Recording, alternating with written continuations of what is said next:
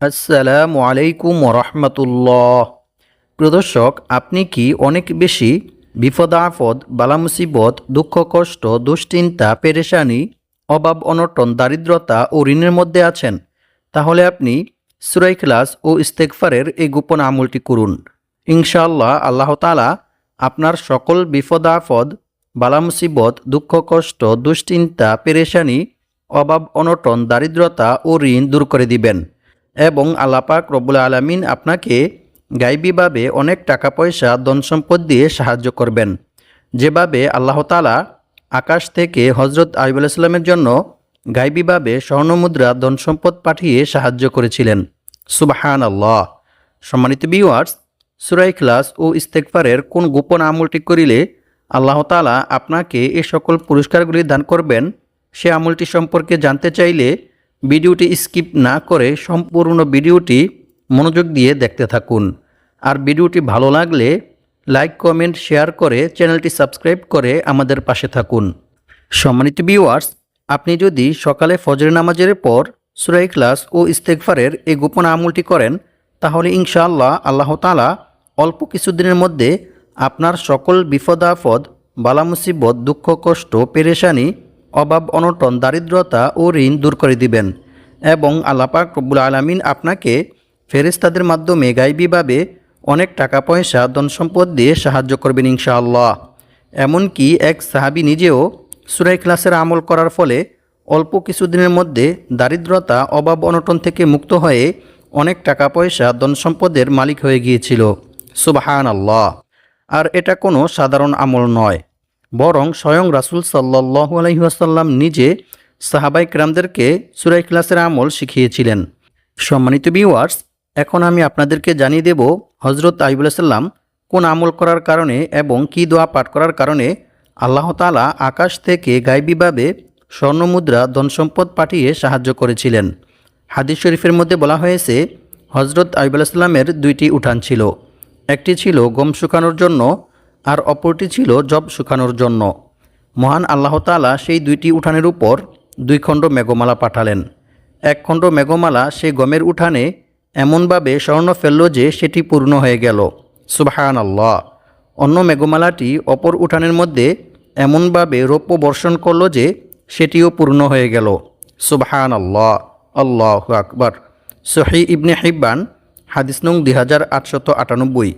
এছাড়াও অন্য এক হাদিসে বলা হয়েছে, আল্লাহর পক্ষ থেকে ঝাঁকে ঝাঁকে স্বর্ণের পঙ্গপাল আইয়ুব আলাইহিস সালামের নিকট এসেছিলেন এবং তিনি সেগুলি সংগ্রহ করেছিলেন। রাসূল সাল্লাল্লাহু আলাইহি ওয়াসাল্লাম বলেন, একবার আইয়ুব আলাইহিস সালাম গোসল করতেছিলেন।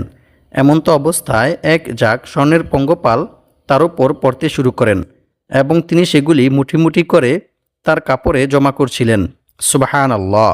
বুখারী শরীফ, হাদিস নং 7493। সম্মানিত ভিউয়ার্স, সূরা ইখলাস ও ইস্তেগফারের কোন আমলটি করিলে আল্লাহ তাআলা আপনাকে ফেরেশতাদের মাধ্যমে গায়বীভাবে টাকা পয়সা, ধন সম্পদ দিয়ে সাহায্য করবেন, সে আমলটি সম্পর্কে জানতে চাইলে ভিডিওটি না টেনে সম্পূর্ণ ভিডিওটি মনোযোগ দিয়ে দেখতে থাকুন। প্রিয় দর্শক, সূরা ইখলাস পবিত্র কোরআনের খুবই ক্ষুদ্রতম একটি সূরা। আমি আশা করছি আপনারা সকলেই সূরাটি জানেন। তারপরেও আমি সহিশুদ্ধভাবে আপনাদেরকে সূরা ইখলাস পাঠ করে শোনাবো। ইনশাআল্লাহ আপনারা আমার থেকে শুনে শুনে সহিশুদ্ধভাবে সূরা ইখলাস মুখস্থ করে নেবেন। আউযু বিল্লাহি মিনাশ শাইতানির রাজীম। বিসমিল্লাহির রহমানির রহিম। কুল হুয়াল্লাহু আহাদ, আল্লাহুস সামাদ, লাম ইয়ালিদ ওয়া লাম ইউলাদ ওয়া লাম ইয়াকুল লাহু কুফুয়ান আহাদ। সাদাকাল্লাহুল আযীম। সম্মানিত ভিউয়ার্স, আমলটি করার জন্য আপনাদেরকে বেশি কিছু করতে হবে না। শুধু আমি যে নিয়ম বলে দেব সেই নিয়মে আপনারা পবিত্র কোরআনের এই ছোট্ট সূরা অর্থাৎ সূরা ইখলাস পাঠ করে আমল করবেন। তাহলে ইনশাআল্লাহ অল্প কিছুদিনের মধ্যে আল্লাহ তাআলা আপনাদের সকল বিপদ আপদ, বালা মুসিবত, দুঃখ কষ্ট, পেরেশানি, অভাব অনটন, দারিদ্রতা দূর করে দিবেন এবং আল্লাহ পাক রব্বুল আলামিন আপনাদেরকে গায়বীভাবে অনেক টাকা পয়সা, ধন সম্পদ দিয়ে সাহায্য করবেন।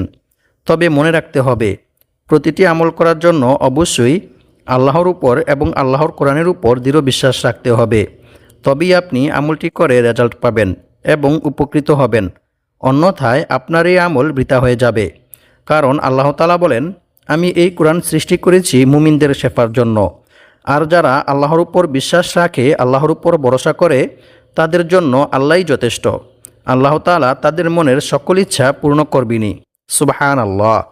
তাই আমলটি করার জন্য অবশ্যই আপনাদেরকে মনে প্রাণে বিশ্বাস রাখতে হবে যে আমি এই আমলটি করার ফলে আল্লাহ তাআলা আমাকে গায়বীভাবে টাকা পয়সা ধন সম্পদ দিয়ে সাহায্য করবেন, যেভাবে আল্লাহ তাআলা তার নবী হযরত আইয়ুব আলাইহিস সালামকে গায়বীভাবে টাকা পয়সা ধন সম্পদ দিয়ে সাহায্য করেছিলেন। সুবহানাল্লাহ। সম্মানিত ভিউয়ার্স, এখন আমি আপনাদেরকে সূরা ইখলাসের কিছু বিশেষ ফজিলতের বিষয়ে কোরআন এবং হাদিস থেকে জানিয়ে দেব, যে ফজিলতগুলি সম্পর্কে জানলে আপনারা বুঝতে পারবেন যে সূরা ইখলাস কতটা গুরুত্বপূর্ণ এবং মর্যাদাপূর্ণ একটি সূরা। আবু সাঈদ খুদরি রাদিয়াল্লাহু তাআলা আনহু থেকে বর্ণিত, তিনি বলেন, এক ব্যক্তি অন্য এক ব্যক্তিকে রাতে বারবার সূরা ইখলাস পাঠ করতে শোনেন। অতঃপর সকাল হলে ওই ব্যক্তি রাসূল সাল্লাল্লাহু আলাইহি ওয়াসাল্লামকে এই বিষয়টি সম্পর্কে অবগত করেন। রাসূল সাল্লাল্লাহু আলাইহি ওয়াসাল্লাম তার এ কথা শুনে বললেন, ওই সত্তার শপথ যার হাতে আমার প্রাণ, অবশ্যই এই সূরা অর্থাৎ সূরা ইখলাস পবিত্র কোরআন মাজিদের 1/3 সমান। সুবহানাল্লাহ। বুখারী শরীফ হাদিস নং 5013। অর্থাৎ যে ব্যক্তি সূরা ইখলাস 3 বার তিলাওয়াত করবে তার আমলনামায় 1 খতম কোরআন তিলাওয়াত করার সওয়াব লেখা হবে। সুবহানাল্লাহ। আল্লাহু আকবার। অন্য এক হাদিসে বলা হয়েছে, রাসূল সাল্লাল্লাহু আলাইহি ওয়াসাল্লামের কাছে একবার এক সাহাবী এসে বললেন, হে আল্লাহর রাসূল সাল্লাল্লাহু আলাইহি ওয়াসাল্লাম, আমি সূরা ইখলাসকে ভালোবাসি। তখন রাসূল সাল্লাল্লাহু আলাইহি ওয়াসাল্লাম তাকে বললেন, এ ভালোবাসা তোমাকে জান্নাতে প্রবেশ করাবে। সুবহানাল্লাহ। বুখারী শরীফ হাদিস নং 774। অপর এক হাদিসে বলা হয়েছে, আবু হুরায়রা রাদিয়াল্লাহু তাআলা আনহু থেকে বর্ণিত, তিনি বলেন, আমি রাসূল সাল্লাল্লাহু আলাইহি ওয়াসাল্লামের সাথেই বসেছিলাম। এমন সময় এক ব্যক্তি সূরা ইখলাস তিলাওয়াত করতেছিল। রাসূল সাল্লাল্লাহু আলাইহি ওয়াসাল্লাম তার তিলাওয়াত শুনে বললেন, ওয়াজিব হয়ে গেছে। আমি জিজ্ঞেস করলাম, কি ওয়াজিব হয়ে গেছে হে আল্লাহর রাসূল সাল্লাল্লাহু আলাইহি ওয়াসাল্লাম? তিনি বললেন, জান্নাত। সুবহানাল্লাহ। মুয়াত্তা মালিক হাদিস নং 257। সম্মানিত ভিউয়ার্স, সূরা ইখলাসের এই সকল ফজিলত শুনে বুঝতেই পারতেছেন যে সূরা ইখলাস কতটা গুরুত্বপূর্ণ এবং মর্যাদাপূর্ণ একটি সূরা। এই সূরার আমল করিলে এবং সূরা ইখলাস বেশি বেশি তিলাওয়াত করিলে আল্লাহ তাআলা আপনাকে মৃত্যুর পর বিনা হিসেবে সরাসরি জান্নাতে প্রবেশ করাবেন। সুবহানাল্লাহ। সম্মানিত ভিউয়ার্স, এখন আমি আপনাদেরকে জানিয়ে দেব সূরা ইখলাস কী নিয়মে পাঠ করিলে আল্লাহ তাআলা আপনার 50 বছরের গুনাহ ক্ষমা করে দিবেন। সুবহানাল্লাহ। রাসূল সাল্লাল্লাহু আলাইহি ওয়াসাল্লাম বলেন, যে ব্যক্তি প্রতিদিন 200 বার সূরা ইখলাস পাঠ করবে তার 50 বছরের গুনাহ ক্ষমা করে দেওয়া হবে। সুবহানাল্লাহ। তবে ঋণ থাকলে তা মাফ হবে না। নাউযু বিল্লাহি মিন যালিক। তিরমিজি শরীফ হাদিস নং 2898। সম্মানিত ভিউয়ার্স, ঋণ হচ্ছে এরকম মারাত্মক একটি জঘন্য কাজ যে মানুষ যখন ঋণগ্রস্ত হয়ে যায় তখন তার আর কোনো কিছুই ভালো লাগে না। তখন সে ঋণের চিন্তায় পেরেশানিতে অসুস্থ হয়ে পড়ে। তাই সে ঋণ থেকে মুক্ত হওয়ার জন্য বিভিন্ন খারাপ পন্থায় টাকা পয়সা উপার্জন করতে চায়। এমনকি চুরি ডাকাতি, মিথ্যা কথা সহ অসংখ্য অগণিত খারাপ কাজের মধ্যে লিপ্ত হয়ে যায়। তাই আজকের ভিডিওতে আমি আপনাদেরকে সূরা ইখলাস ও ইস্তেগফারের এমন একটি গোপন আমল শিখিয়ে দেব, যে আমলটি করিলে আল্লাহ তাআলা আপনাকে পাহাড় পরিমাণ ঋণ পরিশোধ করার ব্যবস্থা করে দিবেন। সুবহানাল্লাহ। অন্য এক হাদিসে বলা হয়েছে, রাসূল সাল্লাল্লাহু আলাইহি ওয়াসাল্লাম বলেছেন, যে ব্যক্তি কুল হুয়াল্লাহু আহাদ সূরা ইখলাস শেষ পর্যন্ত 10 বার পাঠ করবে আল্লাহ তাআলা সেই ব্যক্তির জন্য জান্নাতে একটি মহল অর্থাৎ একটি ঘর নির্মাণ করে দিবেন। সুবহানাল্লাহ। আল্লাহু আকবার। অন্য এক হাদিসে বলা হয়েছে, এক সাহাবী যুদ্ধের ময়দানে নামাজের ইমামতি করার সময় বারবার সূরা ইখলাস পাঠ করেন। সাহাবীরা যুদ্ধ থেকে ফিরে এসে রাসূল সাল্লাল্লাহু আলাইহি ওয়াসাল্লামকে এই বিষয়টি সম্পর্কে অবগত করেন।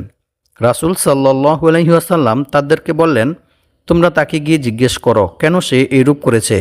সাহাবীরা যখন তাকে জিজ্ঞেস করলেন তখন সেই সাহাবী জানালেন, এই সূরায় আল্লাহর গুণাবলী বর্ণিত হয়েছে, তাই আমি এই সূরাকে ভালোবাসি। অতঃপর সাহাবীরা যখন রাসূল সাল্লাল্লাহু আলাইহি ওয়াসাল্লামের কাছে এসে কথা বললেন তখন রাসূল সাল্লাল্লাহু আলাইহি ওয়াসাল্লাম তাদেরকে বললেন, তোমরাও তাকে গিয়ে বলো আল্লাহ তাআলাও তাকে ভালোবাসেন। সুবহানাল্লাহ। বুখারী শরীফ হাদিস নং 7375। সম্মানিত ভিউয়ার্স, একটু চিন্তা করে দেখুন, যে ব্যক্তিকে স্বয়ং আল্লাহ তাআলা নিজে ভালোবাসেন, সে ব্যক্তির কি আর কোনো দুশ্চিন্তা, বিপদ আপদ, বালা মুসিবত, অভাব অনটন, দারিদ্রতা ও ঋণ থাকতে পারে? কখনোই না। বরং আল্লাহ তাআলা নিজ অনুগ্রহে ওই ব্যক্তির সকল বিপদ আপদ, দুশ্চিন্তা, পেরেশানি, অভাব অনটন, দারিদ্রতা দূর করে দিবেন ইনশাআল্লাহ। তাই আমরা সকলেই সূরা ইখলাস ও ইস্তেগফারের এই আমলটি অবশ্যই করার চেষ্টা করব ইনশাআল্লাহ। প্রিয় দর্শক, সূরা ইখলাসের এই সকল ফজিলত শুনে বুঝতেই পারতেছেন যে সূরা ইখলাস কতটা গুরুত্বপূর্ণ এবং মর্যাদাপূর্ণ একটি সূরা। তাই আপনারা যদি আমার বলা নিয়ম মেনে সঠিকভাবে সূরা ইখলাস ও ইস্তেগফারের এই গোপন আমলটি করেন, তাহলে ইনশাআল্লাহ আল্লাহ তাআলা আপনাদেরকে গায়বীভাবে অনেক টাকা পয়সা, ধন সম্পদ দিয়ে সাহায্য করবেন। এমনকি এক সাহাবী নিজেও সূরা ইখলাসের আমল করার ফলে অল্প কিছুদিনের মধ্যে অভাব অনটন, দারিদ্রতা থেকে মুক্ত হয়ে অনেক টাকা পয়সার মালিক হয়ে গিয়েছিল। সুবহানাল্লাহ। প্রিয় দর্শক, আমলটি করার জন্য অবশ্যই আপনাকে সকালে ফজর নামাজ জামাতের সহিত আদায় করতে হবে, আর মেয়েরা ঘরেই আদায় করবেন। তারপর আমলটি করার পূর্বে আপনাকে একটি বিশেষ দুরূদ শরীফ ও ইস্তেগফার পাঠ করতে হবে। তাই আমি এখন আপনাদেরকে কোরআন এবং হাদিস থেকে ইস্তেগফার পাঠ করার কিছু গুরুত্বপূর্ণ উপকার ও পুরস্কার সম্পর্কে জানিয়ে দেব।